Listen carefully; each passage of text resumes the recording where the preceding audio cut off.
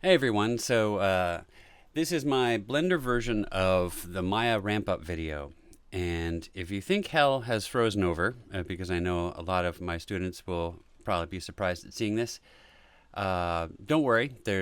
Uh, it hasn't, hell has not frozen over.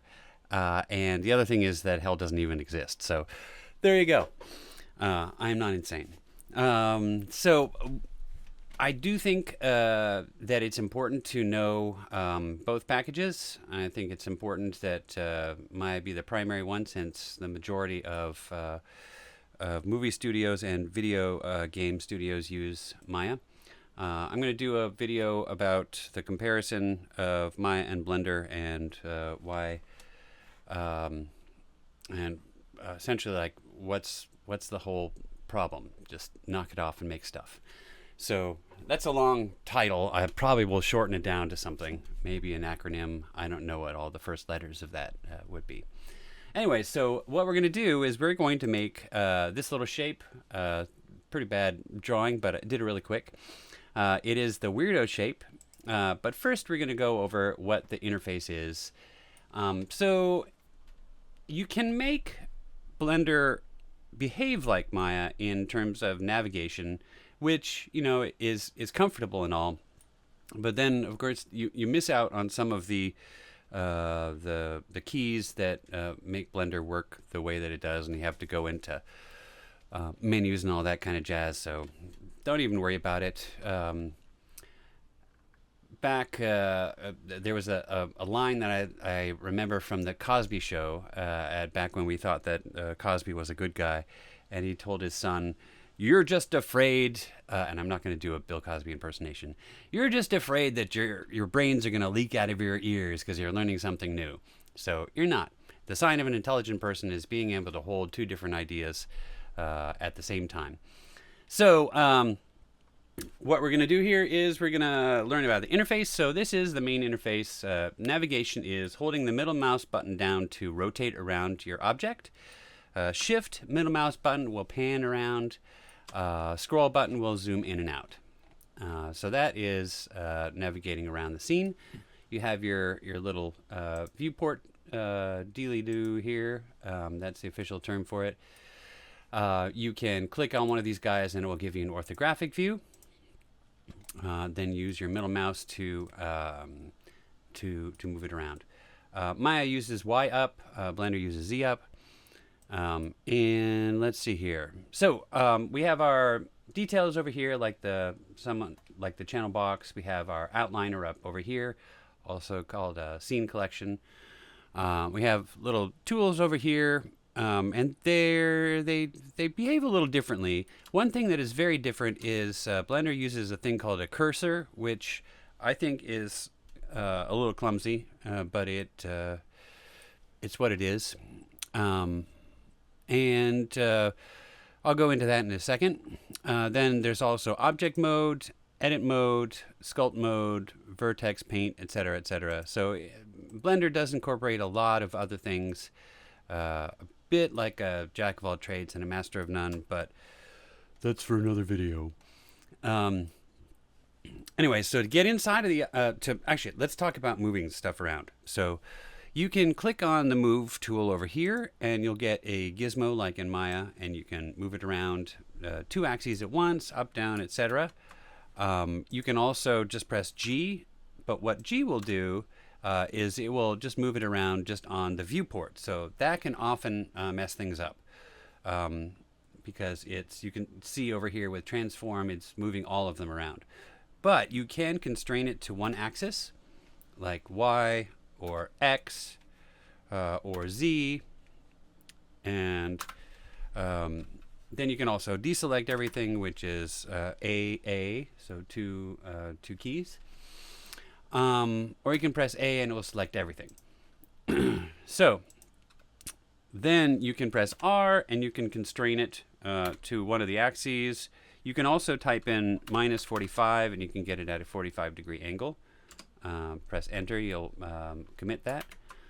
And also you can press Z, etc., etc. You can also click on this guy here, and then you can get the gizmo. This will do these axes. This will rotate along the viewport. You can do scale. You can get that gizmo as well. Sometimes you need to use this one because if you want to use 2 axes at once, you need to use it like that. You can't just use it with like S for scaling. You can scale it one like that. Yeah, you can get this here, but sometimes you need to scale it with certain axes selected. All right. So that's that. Then we can go into object edit mode, and this is where we do all of the major stuff. You can click on it has vertex mode, edge mode, and face mode. So the vertex mode, we click on one vert, we can move it around, or we can constrain it. You can't rotate a vert because it doesn't have any mass. And you can select edges, G, Y, etc.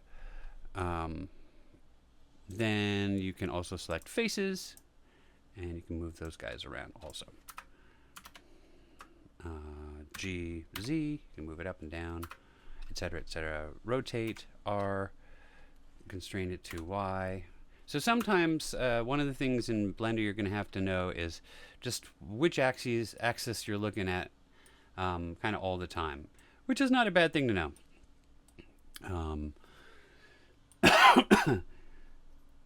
All right, so anyways, I won't digress. So now we're going to make the weirdo shape, and instead of just pointing out all the tools, we're just going to go through the weirdo shape, and it will show you how to do everything in there. So first, we're going to go to object mode. We're going to press Shift A, and this is how you add something. But in this case, we're going to go down to image, and we're going to go to mesh plane. And this is very handy because you can put in an image plane, just like in Maya. You can put an image plane for when you're modeling something and you want to get it very close to it. So I have it over here, dunk, and then it is the weirdo shape. So this is just nice because then you can put it over here. You can see what it's going to look like. Z, rotate it there, and that can be your reference image. But you'll notice that there's nothing there, and that's because you need to hold down Z and then go to Material Preview, and it will load that up. So there's our object. Let's click on this cube and get rid of it. And let's start making an object, or making the weirdo shape. So Shift A, and we're going to go to cylinder. You'll notice that there's a lot more tessellation. Normally you go, in Maya, you go over here and you change the dimensions for it. But down here in Blender, you see Add Cylinder. Open that up, and you'll see vertices 32. Let's change that to 12. And now we've made it smaller. Press Escape, and you can get to that. Then let's press Shift A again, and let's go to a cone. And again, we're going to change this to 12. And we're going to press G and Z and move it up. Oh, darn it. Oh. Let's redo. Redo. Redo. No, we don't want that. I did that wrong. Material Preview. There we go.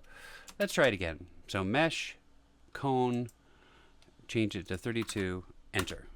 There we go. That's why it didn't work out. G and Z and move it up. Now we're going to want to get rid of the inner faces because we're going to combine these guys together. So we go into our edit mode and face, click on the bottom face, press delete, click on faces, click on object mode, click on this object. You can do it, buddy. There we go. Then go to edit mode, face, click on that, delete that one. All right. So now we need to know how to snap these guys together. I see on Blender tutorials that they just snap it and they're like close enough. You don't want to do that. You need to make sure that you don't have any seams. We need to create objects that are not crazy like AutoCAD, but we need stuff that's going to not have any seams and be as exacting as possible. So you'll notice that on this object, there's this little dot here, and this is the center point, or the pivot point. So we want to make this this cone come down and snap right over here because we have the same number of faces. So to do this, we have to go into edit mode, and this is a little convoluted. It's much easier in Maya. So we click on that guy there. We go over here and turn on our snap. So click on that button, go over here, click active, and click vertex. And you'll see why in just a moment. So we have that selected. Then we go to UV, nope, mesh, snap, cursor to selected. And then cursor goes over there. We go into object mode. And then we click on object, set origin, origin to 3D cursor. And then it's right there. Now we have our snap on. And then we're in the move tool. We click and hold there and we move it to that vert there. And now we have snapped it. Then we shift, click on this guy. And we press Control J, and that joins it. So now it's one object. However, remember that just like in Maya, when you do this, you're going to have seams. So you don't want to have those seams. So to fix this, we need to select all of the verts, and you can't select all of them in shaded mode. So you have to hold down Z, go to wireframe, select all of the verts. Select. Okay, I'm going to go there.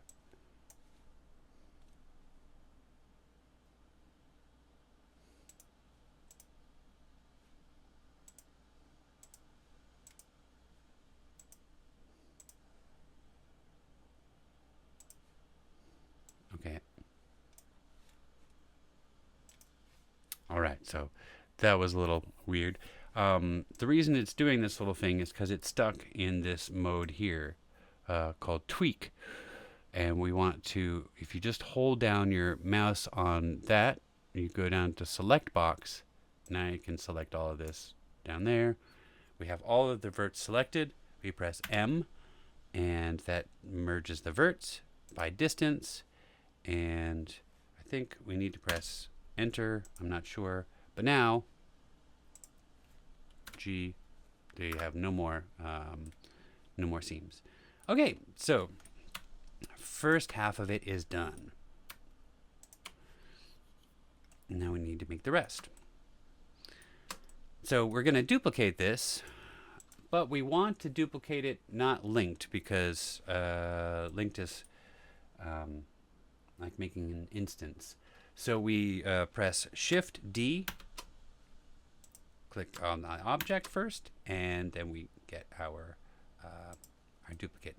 However, it has moved it kind of in a weird spot. So we want to make sure that it is along this y-axis. We'll change snap to grid, and we'll grab this, move it off to the right, and there we go. Move that off a little to the left. Grab this so that it's in a similar spot. Okay, now it's on top of the grid. That's what we want. There we go. All right, so now we have two of these guys. Next thing we need to do is make this little joining guy there. So we need to add a new mesh and go to cylinder. Bring this over here. Bring it down on top of the grid.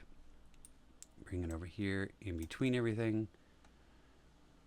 And then we're going to rotate it. So press R and then X and then 90, and then enter. Then we click on our scale, not just S, because we need this one so that we could do 2 axes at once. Like that. And then scale it out a little so that it goes inside of each object. This is important because we're going to Boolean this later. All right. Now is a good time to save it. So save as, and we're going to call this Weirdo2. All right.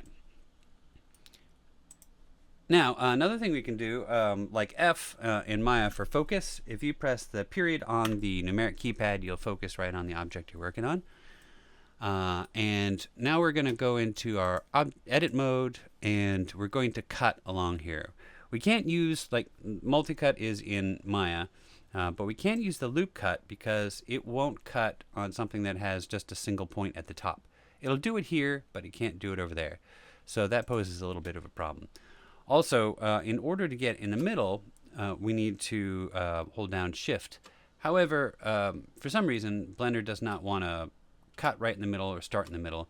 So we have to just kind of click right in the middle there, and then we can get to the middle. So click there, and keep holding down Shift.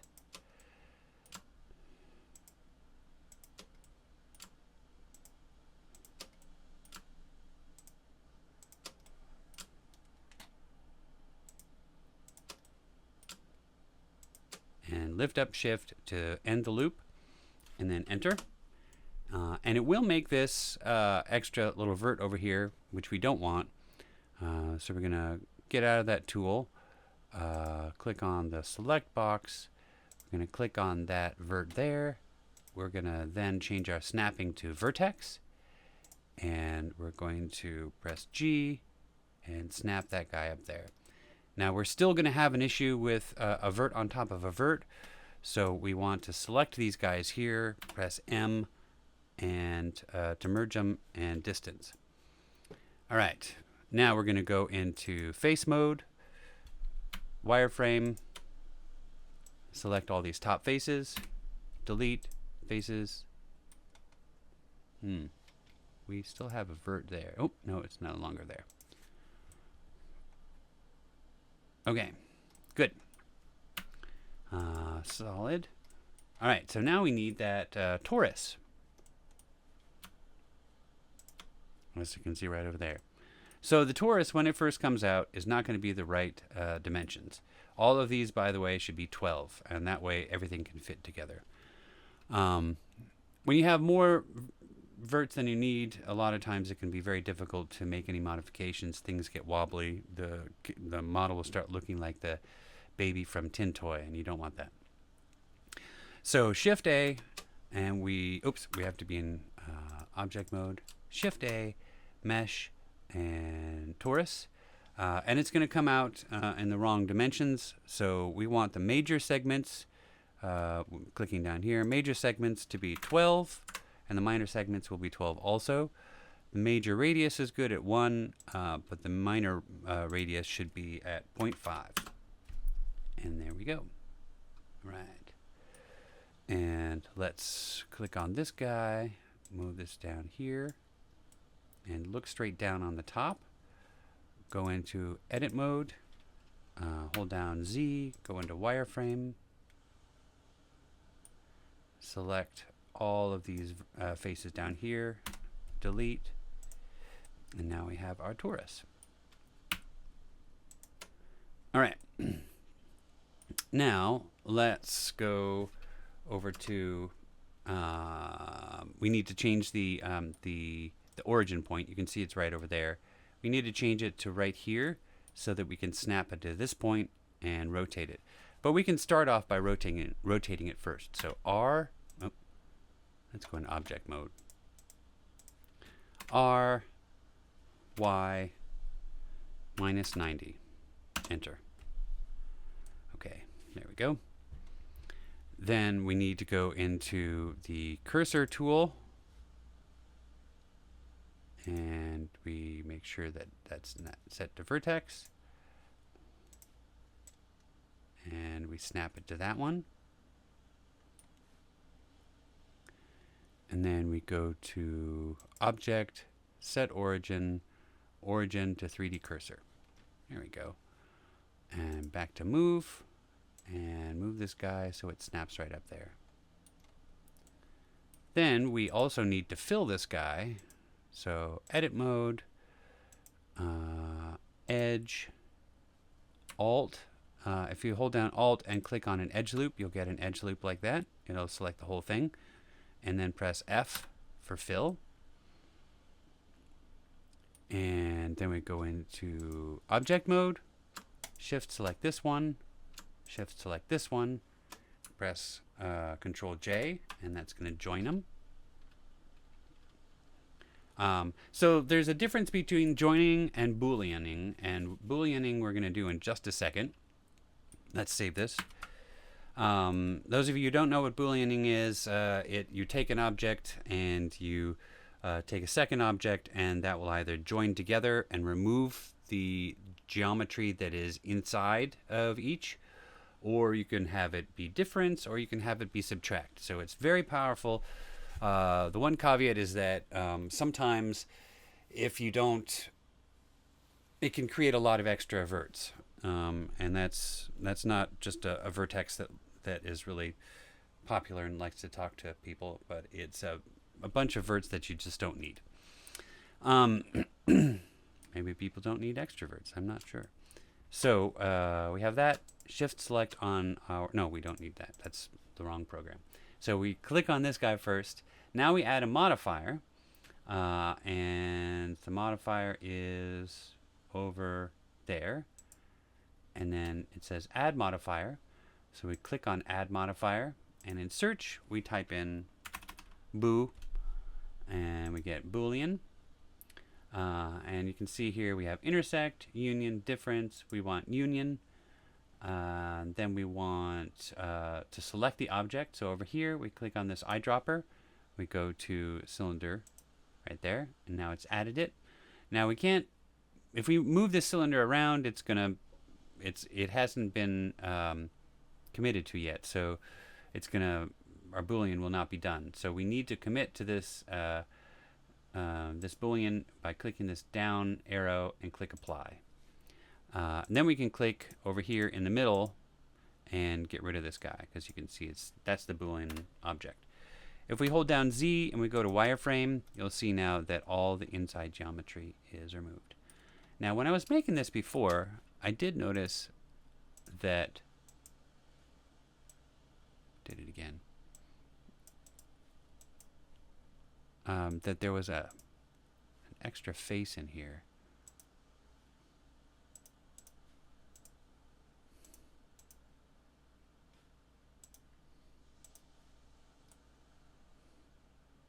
Nope, we're all good.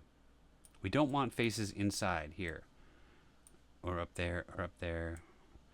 This is a very low poly modeling technique where you don't want a whole lot of inside faces, but it also is just very clean geometry. You don't really want to have a lot of inside geometry in video game objects.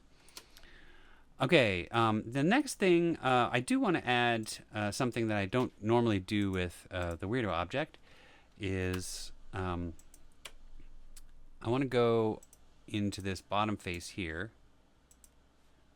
and I want to extrude that. So to extrude something, you press E and make sure you have the proper axis. I think it's just naturally took it. I'm going to do Z. Oop, press Z again, and it comes down.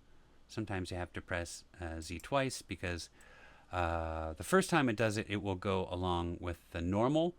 Second time, first time it will go along with the world. Second time it will go along with the normal, I think. And normals are the ray that comes out of an object. So we have that guy. Now I want to bevel this, and you can bevel this into a little half dome. If I go over here to bevel, and it'll do this little controller, and then we move this guy up here like this. Do a little bit like that, and it's pointed, but I want to move the segments up. So we can move the segments. We can do 12, although that's quite a lot. Yeah, that kind of goes along more with the design of the object. All right. So now the other thing you see here is that we have a lot of facets on the object. So nothing is smooth shaded. When you create an object in Maya, it will, as soon as you get down to 12 and below, it will hard facet everything. But I don't think it does that in Blender. So what we need to do is click on the object, right click, and select Shade Smooth. Now the problem with this is that it is smoothing everything, so you can see even these hard edges are looking strange because the renderer is trying to figure out how the shading works. So we have to mark things that have hard edges. To do that, we go into Edit Mode and hold down Alt.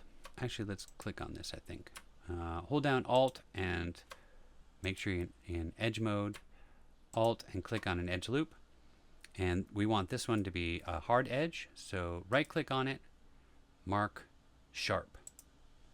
And now we have a hard edge. Left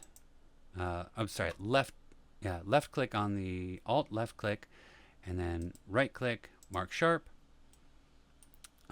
Alt, left click, right click, mark sharp. Alt, left click, make sure it has the other side. It doesn't, so we have to do Shift, Alt, left click. That will do it. Right click, mark sharp. Alt, left click, check the other side. Nope. Shift, Alt, left click, mark sharp. And then we don't have to worry about this because we want that to be nice and smooth. Then we want this one, Alt, left click. Now that's interesting. Sometimes 3D programs try to do the whole edge loop and then they get confused. But this makes me think that there may be some faces or some verts that are a seam. Yeah, there we go. Let's try. If you ran into this problem, you might not have run into this problem, but for some reason it doesn't like that. Z, wireframe, select these verts. So we have a seam there. We don't want that seam. That can mess some things up. Then we're going to press M by distance. Let's change the distance to 0.005. And then hopefully that should work. And then we click on the seam, the vert, move it around. Yeah, we're good. All right. Go back here into Material Preview, and you can see now that that edge is soft because it's set to be smooth. So we go into Edge Mode, Alt, left click on that edge, and it's got it. And then right click and mark sharp. Then the last one is this little guy here. So Alt, left click, and you'll notice that it selected the whole thing because it knows that that's the whole face is using those edges. Right click, mark sharp, and there we go. Now if we go back in object mode, deselect, you can see that we have some really nice edges and everything is smooth. And this is very handy for low polygon stuff because you want it to be smooth and you don't want to see those facets, and you can keep the polygon count down, which will make the engine run faster. So time to save it. Now we're on to the next part. The next part is to UV this thing. So UVing, you have to go into this UV workspace. So UV editing right over there. Maya, you'll have the UV editor, a separate window. And the first thing you're going to want to do, just to clear this out, is you're going to want to go into this shells mode, also called islands, and select all of them like that. And then in this menu over here, click on that and go to cube projection. So it kind of zeroes everything out. G, let's move that out of the way. Now we have to go into each one of these and we have to apply cube projection. We have to mark our seams. No, we have to mark our seams. I don't think it matters which direction we do there. So, but let's do cube projection, mark seams, and then unwrap. So first, we go into face mode, go into wireframe mode, select this middle guy here. We'll start with this. And this one actually is an unusual case because it's a cylinder. So we could actually go over UV cylinder projection. And then, yeah, so I'll show you why we need to mark the seam. Is because when you unwrap, you get that. So over here, we go into our edge mode, we mark the seam, and we click on it, and then we go mark seam. All right, now with that, we go back into face mode, select these guys, right click, unwrap, and that's what we get. That is what it should look like. Okay, now let's mark the other seams. We can do all the seams at once. UVing, like I've said in the Maya one, is essentially like being a tailor, but instead of like cutting the cloth and then putting it on the person, you kind of pour the cloth onto the person and then you cut the seams and you unwrap it. So it's tailor-like. All right, so we're gonna mark our seams here. I'm gonna make this seam go straight up along over here, and then on this one I'm gonna make the seam just this one and this one, and no, I'm gonna make it this one, this one, and this one, and I'm gonna leave this one separate because we're just gonna do an unwrap on that. So edge mode, this guy, let's alt left mouse button on that, and we'll get the whole thing. Then we right click on it and we select mark seam. And sorry if your name is Mark Seam, and I keep saying it over and over again. That must be very disconcerting. Shift select this over here, and then right click and then mark seam. All right, so we are all set here. Now what we'll do is we're going to go into face mode, select all the faces on top here, and you can see that they're all over the place. Let's give it a the routine will be projection map and then unwrap. Here we go. And we'll do that here. Projection map, right click, unwrap. I don't want these guys being on top of each other, and I just want to know which ones I've done, so I always just move them around. Incidentally, this is where all the UVs are going to be, but if you put it, but it will tile all over the place. So we're going to pack all that stuff into one little spot at the end. We select this over here, these guys. We could do a cylinder projection, right click, unwrap. Do the same thing over here. Cylinder projection, right click, unwrap. Notice how this came up differently. This looks like a little lottery ticket or raffle ticket, and the other one looks different. That's because of the seams that we put somewhere. The philosophy with the seams is that you do want to make you do want to hide the seams, unless of course you use something like Substance Painter. All right, so we have that. Then we'll go UVs and cube projection, and right click, unwrap, G, move that out of the way. So now we have just this left. Yep. And cube projection, right click, unwrap, G, move that out of the way. Okay, now we have everything UV'd.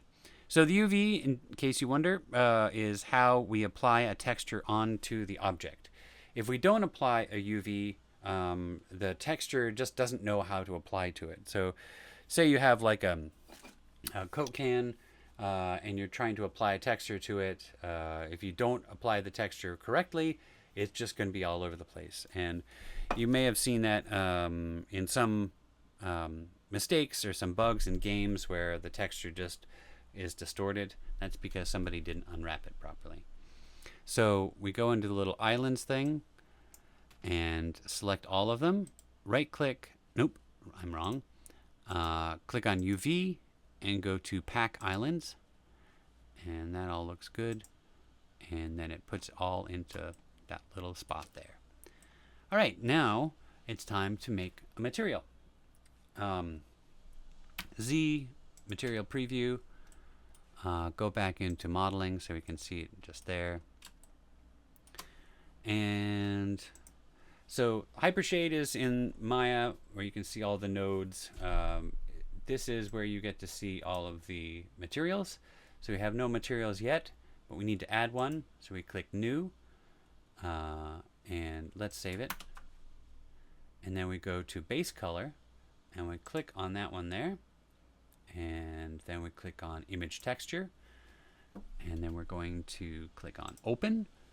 And then we look for, I think I put it in videos for some reason, cork. You can find any texture you want. It's good if you find something that is repeatable. So if you do a search for something like wood repeatable, repeated, wood texture repeated, then you can, that'll work. So open image, and then let's make sure we have this turned on, and there we go. Now, the one thing about the packing that I don't particularly like here is that you can see that this one's fuzzy and this one's more sharper. That's because of a thing called textile density. You can change that in Maya. I don't know how to change that in Blender, but I'm sure there's a way to do it. So that is how you make the weirdo object in Blender, and this should show you all the little tools that you'll need to know in order to create just basic shapes. When you go further into doing further objects, you'll block out the shape so that you get closer to what you want. Then you can create a complex shape from that block out so that you're not just creating stuff willy-nilly. There's other ways of doing things. You can have an image plane on one side, on the top, front, the left, back, and top, or whatever, like how we do with the retro television. And that's about it.